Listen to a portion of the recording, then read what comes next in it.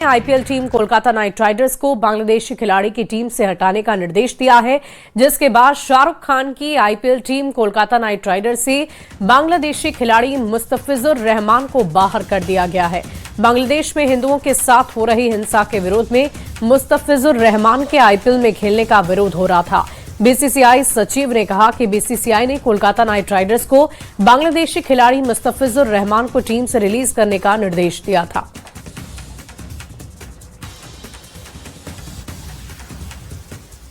Due to the recent developments which is going on all across, BCCI has instructed the franchisee KKR to release one of their player, Mustafizur Rahman of Bangladesh, from their squad, and BCCI has also said that if they ask for any replacement, BCCI is going to allow that replacement.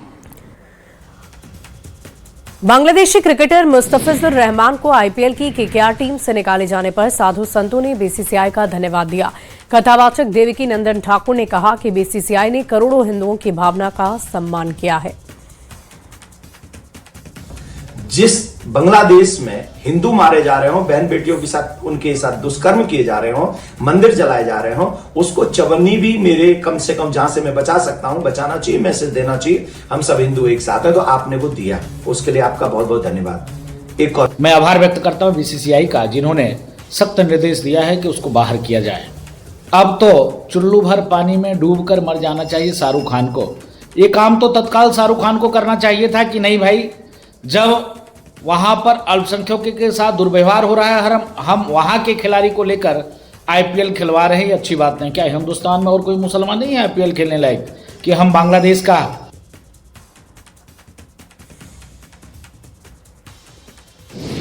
Bangladesh में हिंदुओं पर जारी हिंसा की वजह से बांग्लादेशी खिलाड़ी को आईपीएल से हटाने की मांग की गई थी। बीसीसीआई ने शाहरुख खान की IPL team Kolkata night Riders को बांग्लादेशी खिलाड़ी मुस्तफिजुर रहमान की टीम को हटाने का निर्देश दिया है और इस फैसले का संगीत सोम ने स्वागत करते हुए कहा कि ये 100 करोड़ सनातनियों की जीत है। शाहरुख खान को भी सनातनियों ने ही शाहरुख बनाया है। शाहरुख खान के मुस्तफिजुर पर बीसीसीआई बैकफुट पर। जी हां, वजह यह रही कि संगीत सोम जी ने इसका विरोध किया और साफ तौर पे इस बात को कहा कि जिस तरह की गतिविधियां बांग्लादेश में हिंदू विरोधी हो रही हैं, उसके बावजूद शाहरुख खान एक ऐसे प्लेयर को खरीदते हैं तकरीबन 9 करोड़ 20 लाख रुपए में, जो कि बांग्लादेश से है, तो ऐसे लोगों का यहां बहिष्कार होना चाहिए। उन्होंने उन्हें गद्दार तक कहा। यही कारण भी रहा कि बीसीसीआई को इस मामले में बैकफुट पर आना पड़ा और उनकी टीम को यह कहा गया कि शाहरुख खान उन्हें तुरंत रिलीज भी कर दें। बात करने के लिए हमारे साथ संगीत सोम जी है। सर, जानना चाहूंगा, बड़े ही मुखार बिंदु से आपने बात उठाई जैसे ही ये मामला सामने आया, और आपने खुलकर इस बात को कहा, जैसे कि हमेशा आप अमूमन कहते नजर आते हैं कि देशद्रोही हैं, गद्दार हैं। देखिए, मैं फिर आपको यही कहना चाहता हूं कि अगर देशद्रोही को देशद्रोही नहीं कहा जाएगा, गद्दारी का कोई काम करेगा तो गद्दार ही कहा जाएगा। मैं देखिए, कल से आप लोगों से कह रहा हूं कि शाहरुख खान ने जब अच्छा काम किया फिल्मों में, अगर अच्छा काम किया तो यही भारत है कि जिन्होंने उन्हें अवार्ड दिया, पद्मश्री अवार्ड तक दिया। लेकिन अगर वो गद्दारी का काम करेंगे, जब इस लोगों की भावनाओं को नहीं समझेंगे, मैं धन्यवाद देता हूँ बीसीसीआई और भारत सरकार को कि आपने देश के सैकड़ों करोड़ लोगों की, हिंदुओं की भावनाओं को, सनातनियों की भावनाओं को समझते हुए ये निर्णय लिया।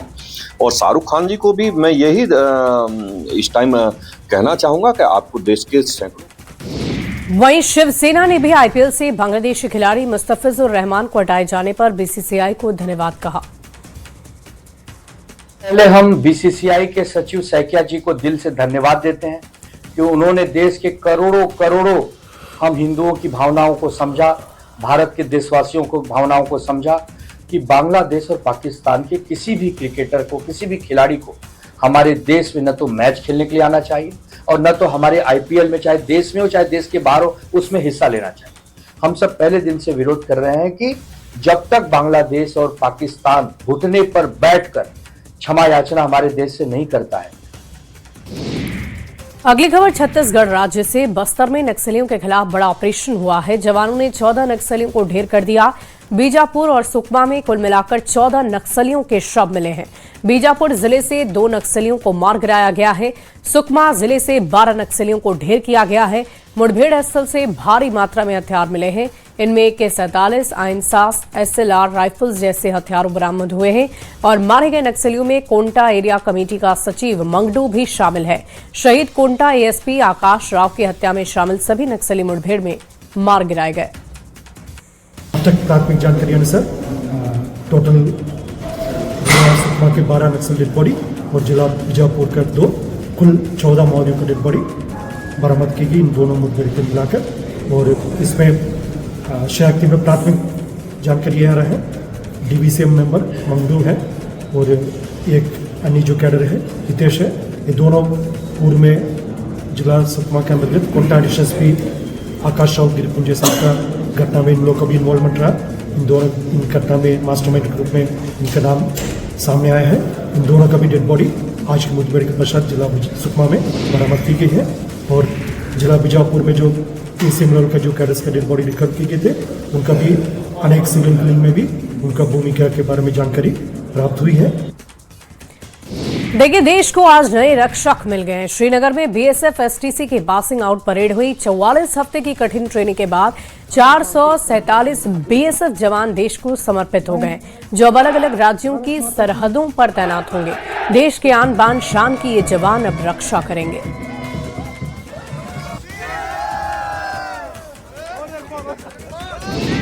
महाराष्ट्र के पालघर में एक सलून में कश्मीर बनेगा पाकिस्तान गाना बजाने को लेकर हंगामा हो गया। हिंदू संगठनों की शिकायत पर कार्रवाई करते हुए पुलिस ने आरोपी अब्दुल रहमान शाह को गिरफ्तार किया। आरोपी अब्दुल रहमान शाह आजमगढ़ के गौरी गांव के रहने वाले हैं। इस घटना के बाद अब्दुल का परिवार डरा सहमा है। आर्थिक हालात खराब होने की वजह से अब्दुल रहमान बचपन से ही मुंबई के सलून में काम करता है। अब्दुल के परिवार का कहना है कि उसे फंसाया गया है। मैं यही की रहने वाली हूँ। मेरे गांवपुर वाले प्रधान से पूछ लीजिए, मैं कुछ नहीं जानती। इस तरीके का बच्चा आपका नहीं था? नहीं, मेरा बच्चा नहीं। गांवपुर वाले से पूछ लीजिए, तो आप लोग पूछ लीजिए गांवपुर से भी। मेरे बच्चे कोई मीटर में नहीं रहते हैं, कोई विषय में नहीं, बस खाते कमाते हैं, दो पैसा लाते हैं, मेरा भी पेट चिल्लाते हैं और कोई नहीं कुछ करता। कमाने के लिए गए थे? कमाने के लिए गए थे।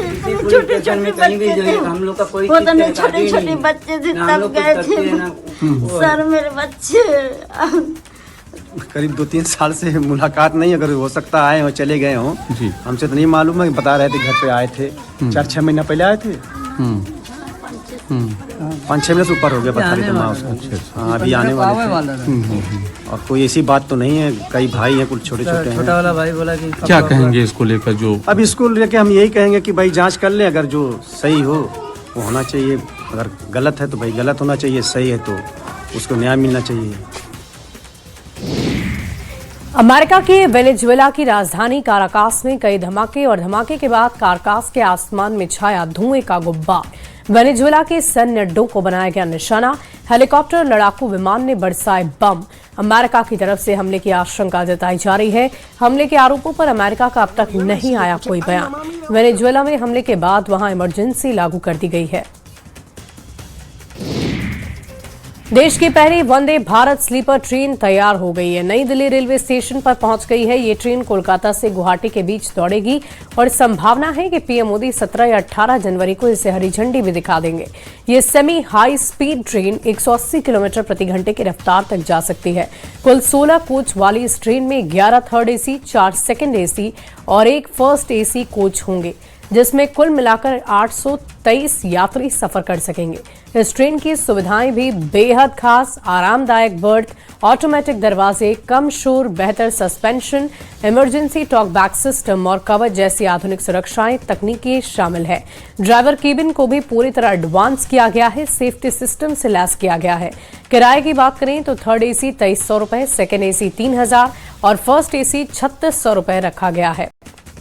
वहीं रेल मंत्री अश्विनी वैष्णव ने बताया कि आने वाले 6 महीनों में ऐसी 8 और ट्रेनें, साल के अंत तक कुल 12 ट्रेनें शुरू कर दी जाएंगी। देश की पहली वंदे भारत स्लीपर अब जल्द ही पटरियों पर दौड़ने के लिए तैयार है। इस समय नई दिल्ली रेलवे स्टेशन पर यह वंदे भारत स्लीपर खड़ी है और हाल ही में रेल मंत्री ने अनाउंसमेंट किया है, घोषणा की है कि ये वंदे भारत जो स्लीपर है, पहली वंदे भारत स्लीपर, वो कोलकाता से गुवाहाटी के लिए चलेगी और जल्द ही प्रधानमंत्री नरेंद्र मोदी इसको हरी झंडी दिखाएंगे। ये बाहर की तस्वीरें, इस समय नई दिल्ली रेलवे स्टेशन पर यह वंदे भारत स्लीपर को लाया गया है और अब मैं अंदर की भी तस्वीरें दिखाऊंगा कि क्या खास है वंदे भारत स्लीपर में, क्योंकि वंदे भारत तो देश में कई चल रही हैं, लेकिन स्लीपर की क्या खासियत है, इसमें आरामदायक सीट से लेकर तमाम जो डिजाइन में बदलाव किया गया है, इसका पहली बार ये पटरियों पर उतरी है। और अब मैं अंदर जा रहा हूं। अंदर सबसे पहले आप देखें कि ये लोको पायलट यहाँ पर हैं और काफ़ी स्पेसियस भी है, काफ़ी कंफर्टेबल भी है, इसको आराम से आरामदायक तरीके से इसका परिचालन करने के लिए। और आप देखें कि ये एरोडायनेमिक इसकी डिज़ाइन तैयार की गई है। और अब मैं दूसरी तरफ दिखाऊंगा जहां पर इसके कोचेज हैं, उस कोचेज की भी तस्वीरें दिखाऊंगा, कैसी कंफर्टेबल तस्वीरें हैं, कंफर्टेबल जो सीटें हैं। आगे अगर कैमरा पर्सन जयपाल रावत दिखाएं कि इस जगह पर आप देखें कि सामान जो लगेज भी रखने की व्यवस्था की गई है। और दूसरी तरफ मैं आगे की तरफ बढ़ता हूं। जो फर्स्ट ये कोच है, आप देखें कि काफ़ी स्पेसियस इस जगह पर आप देखें कि जो तस्वीरें, अगर आप लगेज एक्स्ट्रा लगेज है वहाँ पर रखा जा सकता है। और ये पहला कोच है। अब पहले कोच की भी तस्वीरें यहाँ पर दिखाऊं कि काफ़ी कलरफुल इसकी डिजाइन है। और इस जगह पर आप देखें कि काफ़ी स्पेसियस ये, इस जगह पर आप देखें कि दिव्यांग के लिए ये जो स्पेस है, व्यवस्था है, इस जगह पर आप 3 सीट का अरेंजमेंट है जिस तरीके से और भी ट्रेनों में होता है। ये पहले कोच की पहली सीट है। और अब दूसरी तरफ आप देखें कि 3-3 जो सीटें हैं इस जगह पर अरेंजमेंट किया गया है और काफ़ी साफ सुथरी और बहुत सारा जो एक्सपेरिमेंट इसमें किया गया है जो बाकी ट्रेनों में नहीं देखने को मिलता, क्योंकि धीरे धीरे जब डिजाइन में परिवर्तन होता है, बदलाव होता है, तो काफ़ी कुछ बदलता है।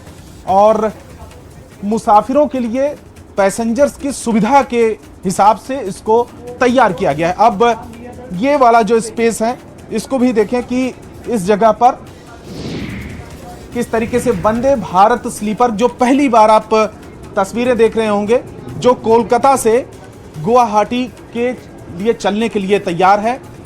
और यहाँ पर कई बार ट्रेनों के अंदर टॉयलेट के गंदे टॉयलेट को लेकर शिकायतें होती हैं, लेकिन साफ सुथरा जो टॉयलेट है, बायोडिग्रेडेबल टॉयलेट है, ये भी साफ सुथरे तरीके से तैयार किया गया है जिससे कि लोगों को परेशानी ना हो। बहुत सारी जो शिकायतें होती हैं, कम से कम लोगों की तरफ से शिकायतें हों। और इस जगह पर आप देखें कि ये B1 कोच है।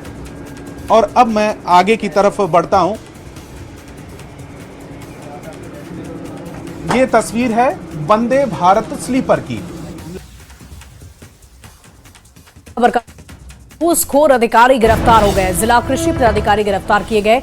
19,000 रुपए घूस लेते गिरफ्तार हुए। रंगे हाथ निगरानी की टीम के हत्थे चढ़ गए। पटना लेकर गई निगरानी की टीम। जिले का सबसे बड़े कृषि अधिकारी को गिरफ्तारी हुई है। ये बड़ी खबर आपको मुजफ्फरपुर से बता रहे हैं। घूसखोर अधिकारी की गिरफ्तारी, जिला कृषि पदाधिकारी गिरफ्तार हो गए हैं। लगभग 19,000 रुपए घूस लेते गिरफ्तार हुए हैं। और देखिए इस पूरी खबर के अधिक जानकारी के साथ न्यूज 18 संवाददाता मुजफ्फरपुर से प्रियांक सौरभ फोन लाइन पर है। प्रियांक, क्या है पूरी खबर? दरअसल ये जो घूसखोर कृषि पदाधिकारी हैं, जिला कृषि पदाधिकारी सुधीर कुमार, उन्हें विजिलेंस की टीम ने गिरफ्तार किया है। और सबसे खास बात यह जो पूरा मामला है वह एक कॉन्ट्रैक्ट कर्मचारी के रिज्वाइनिंग को लेकर था। दरअसल एक कॉन्ट्रैक्ट कर्मचारी संतोष कुमार हैं जिनका रिज्वाइनिंग होना था और इसके एवज में 2 लाख रुपए घूस मांगी गई थी। और उसके लिए 1,81,000 रुपए संतोष कुमार ने कहीं से कर्ज लेकर और जमीन बेचकर पूर्ति कर दिया था। लेकिन बाकी के 19,000 के लिए जो है वह बाकी के पैसे के लिए दबाव बनाया जा रहा था, जिसको लेकर अब इन्होंने 19,000 को लेकर इसकी शिकायत जो है वह निगरानी से की थी। जिसके बाद जो है निगरानी की टीम ने उनको जो सुधीर कुमार जिला कृषि पदाधिकारी है और जो विशेष रूप से परियोजना निदेशक आत्मा के भी अतिरिक्त प्रभार में थे और सहायक निदेशक जो तिरहुत प्रमंडल है उसके भी अतिरिक्त प्रभार में थे, तो इनके निजी आवास से इनको फिलहाल निगरानी की टीम ने पकड़ा है। चलिए, बहुत बहुत शुक्रिया प्रियांक हमारे साथ जुड़ने के लिए, तमाम जानकारी के लिए। और देखिए, उत्तर प्रदेश के लखीमपुर खीरी के दुधवा नेशनल पार्क में सैलानियों को लगातार बाघ के दीदार हो रहे हैं। सोनारीपुर रेंज में सैलानी को तालाब में बाघ पानी पीता हुआ नजर आया। बाघ को देखकर सैलानी रोमांचित हो उठे। पानी पीते बाघ का वीडियो बनाकर सैलानियों ने वायरल कर दिया है। तस्वीरें आप भी देखिए। कारगिल के द्रास में इस साल की पहली बर्फबारी हुई, जिसने पूरे क्षेत्र को एक बर्फीले परिलोक में बदल दिया। भारत के सबसे ठंडे गांव द्रास से ये बेहद खूबसूरत तस्वीर सामने आई है। लद्दाख के द्रास में ताजा बर्फबारी के बाद दूर दूर तक पहाड़ बर्फ की सफेद चादर में ढक गए। पहाड़ों से घिरे द्रास गांव की खूबसूरती में चार चांद लग गए हैं। तापमान में तेजी से गिरावट दर्ज की गई है।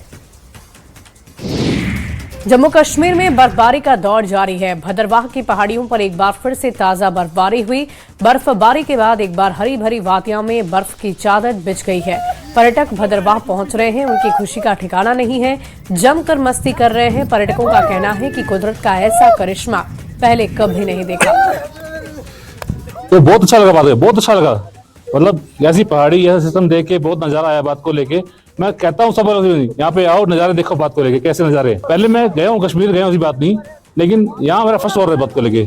यहाँ पे जो गुलदंडा है वहाँ पे हम लोग बहुत एंजॉय कर रहे हैं और ये बहुत अच्छा प्लेस है यहाँ पे, जो कि सब लोग बहुत सारे सैलानी आए हैं और जिसमें जो कल नए साल पे बहुत सारे लोगों ने एंजॉय किया है और बहुत सारी यहाँ पे बर्फ की मतलब हुई है, तो इसमें बहुत सारे लोग एंजॉय भी कर रहे हैं। तमिलनाडु से पूर्वी चंपारण के लिए चला विश्व का सबसे बड़ा शिवलिंग आज बिहार में प्रवेश कर गया। बिहार के गोपालगंज में शिवलिंग के प्रवेश करते ही श्रद्धालुओं ने भव्य स्वागत किया। हर हर महादेव के नारे लगाए। जिला प्रशासन ने, बड़ी संख्या में पुलिस ने, अधिकारियों ने, सभी ने शिवलिंग की पूजा अर्चना की, फूल चंदन लगाकर स्वागत किया। आपको बता दें कि ये शिवलिंग महाबलीपुरम के पट्टीकाडू गांव से तैयार किया गया है। शिवलिंग एक ही विशाल ग्रेनाइट पत्थर से निर्मित है, जो इसे भारतीय शिल्पकला का अद्भुत नमूना बनाता है। शिवलिंग में पारंपरिक दक्षिण भारतीय नक्काशी शैली की झलक स्पष्ट नजर आ रही है। 210 मीट्रिक टन वजन होने के कारण इसे ले जाने के लिए विशेष डिजाइन वाला 96 चक्के का ट्रक पर लोड किया गया। गोपालगंज की यात्रा करीब 48 से 50 घंटे में पूरी कर पूर्वी चंपारण में शिवलिंग प्रवेश करेगा। गोपालगंज में जगह जगह लोग शिवलिंग का स्वागत और पूजा अर्चना के लिए खड़े नजर आए थे। आपको बता दें कि बिहार राज्य धार्मिक न्यास समिति के अध्यक्ष और महावीर मंदिर न्यास समिति से जुड़े किशोर कुणाल ने विराट रामायण मंदिर का निर्माण कराने के लिए शिलान्यास किया था। 20 जून 2023 को शिलान्यास के बाद से ही नींव, प्रवेश द्वार, सिंह द्वार, नंदी मंडप, गर्भगृह का पाइलिंग कार्य पूरा हो चुका है। और ये विराट नगर जा रहा है, जो केसरिया में है, जहाँ विराट रामायण मंदिर बनाया जा रहा है श्री किशोर कुणाल जी के द्वारा, वहीं पे ये मूर्ति स्थापित होगा। देखिए, ये सौभाग्य की बात है हम लोग के लिए, पूरे गोपालगंज जिला और इस गांव के लिए। ये विश्व का सबसे बड़ा शिवलिंग हमारे यहाँ से होके गुजर रहा है और यहाँ दर्शन का और पूजन का सौभाग्य मिला। बहुत अच्छा लगा, हमारे लिए सौभाग्य की बात है। शिवलिंग आ रहा है तमिलनाडु महाबलीपुरम से। अच्छा, किस मध्य प्रदेश होते हुए आ रही है? मध्य प्रदेश है, सागर होते हुए। अच्छा, सागर, ललितपुर, झांसी, कानपुर होते हुए। सहरसा से बड़ी खबर है। माहौल बिगाड़ने की कोशिश असामाजिक तत्वों ने करतूत की है। बजरंगबली की मूर्ति को क्षतिग्रस्त किया है।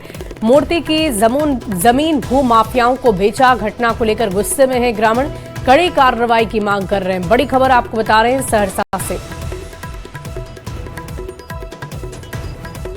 तो मूर्ति की जमीन भू माफियाओं को बेचा गया है और इसी को लेकर ग्रामीणों में गजब का आक्रोश देखा जा रहा है। अगली खबर वैशाली से, जहां एक ही वीडियो बहुत तेजी से वायरल हो रहा है। प्रशासन को खुली चुनौती देकर एक युवक कट्टा लेकर डांस के साथ डांस करते नजर आ रहा है।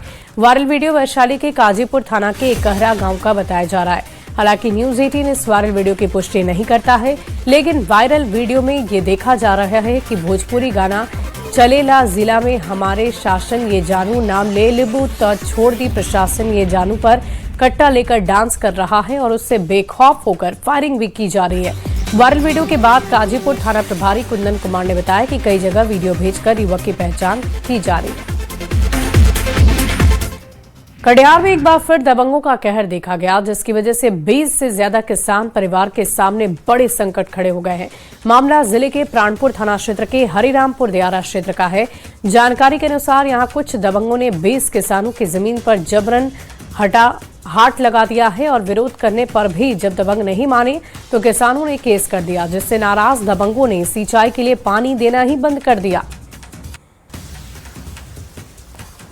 सूख रहा है तो पानी नहीं देगा तो कहाँ से हमारा मक्का होगा? कौन पानी नहीं दे रहे हैं? मक्का ये पानी नहीं दे रहा है प्रदीप सिंह, दुखू सिंह, छेदन शाह, विश्वनाथ शाह। नहीं, सूचना प्राप्त हुई, इसलिए हमने एसडीओ साहब को निर्देशित भी किया है कि वो देखेंगे और अगर आवश्यकता पड़ेगी तो सीओ और एसएचओ वहाँ पर जा करके फिजिकल इंस्पेक्शन भी करके ये इशू जो प्रकाश में आया है, क्या सिचुएशन है एक्चुअल और किस प्रकार से उन लोगों को अगर ऐसा है कि कोई ज़बरदस्ती कर रहा है, कुछ कर रहा है, निश्चित रूप से उस पर आवश्यक कार्रवाई की जाएगी।